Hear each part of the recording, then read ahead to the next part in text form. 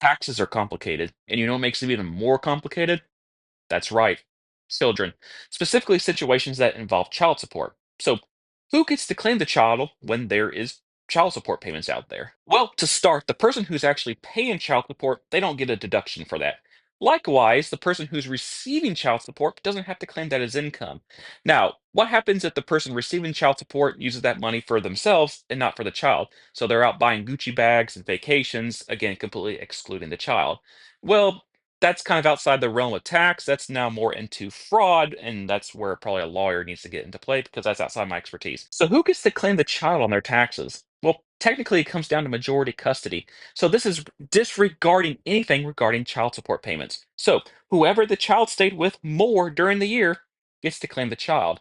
Now, you might be saying, but Trey, we have a split agreement with the other, ex-spouse or the parent of the child, whoever it is, and well, we split evenly.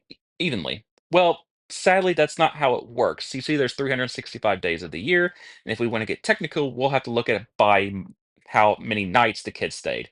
Now, if it was a leap year, well, then maybe we can get the same amount of nights. And if we want to get really anal, the IRS will look at it by hour. So, yeah, technically, there's going to be a situation where one spouse, or actually ex-spouses or parent, whatever, is going to have majority custody, even if it's down to an hour throughout the entire year. One of them is going to have majority custody. This is where it gets really important because majority custody rules. So, for example, if this guardian has majority custody, whether they're the ones paying child support or receiving it, it doesn't matter. If they have majority custody, generally they're the ones that are going to be able to claim the child.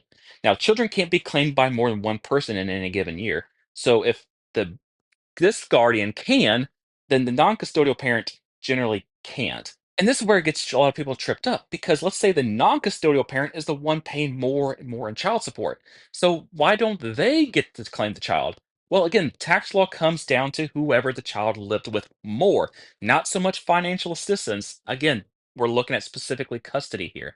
Now, there's obviously a really big exception, and that is what happens if there's an agreement, whether through like divorce court or a separation decree, or actually be very informal, that says, well, maybe this guardian is going to claim the child every even year, and the other guardian is going to claim every odd year. So let's say it is now the non custodial parent's year to claim, but again, tax law says it follows the custody rules.